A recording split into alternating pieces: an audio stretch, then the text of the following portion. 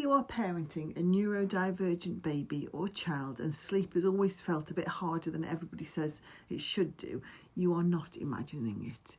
Many neurodivergent children genuinely experience more complex sleep.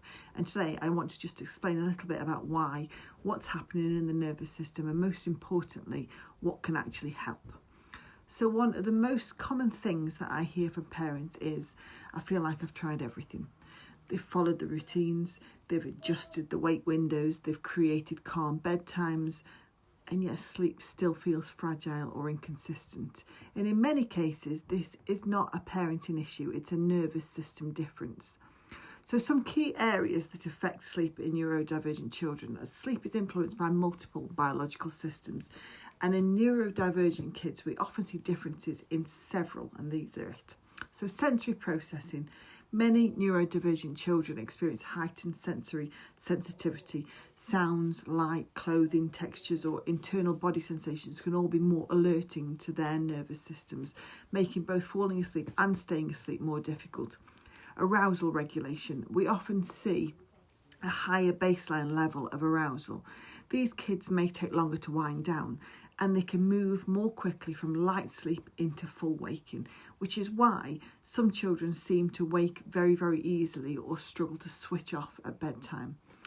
Melatonin rhythms in some children. So in some neurodivergent children, particularly many autistic children, research has identified differences in melatonin production and timing. Now this can absolutely affect both sleep onset and sleep maintenance. Not every child will show this pattern, but it's well documented in the literature, so we take it into account. Sleep architecture and sleep spindles. Now, sleep spindles are brief bursts of brain activity that help protect and stabilise sleep. And in some neurodivergent populations, we see differences in sleep architecture, including these spindle patterns. Now, when sleep is less protected, children may experience lighter, more fragmented sleep and may need more support overnight. So, this is why standard sleep advice often falls short, and which is why many families become stuck. When highly standardised sleep plans are applied to children with more sensitive or differently regulated nervous systems, the fit is not always right. It's not always that the parent needs to be more consistent or whatever. Sometimes the strategy needs to be more individualised. So what actually helps? Well, sleep can absolutely improve for these children, but the approach often needs to be so much more flexible with more regulation focused into the strategies. We need to have sensory awareness of the sleep environment, longer wind down, gradual transitions, strong co-regulation at bedtime, and realistic expectations.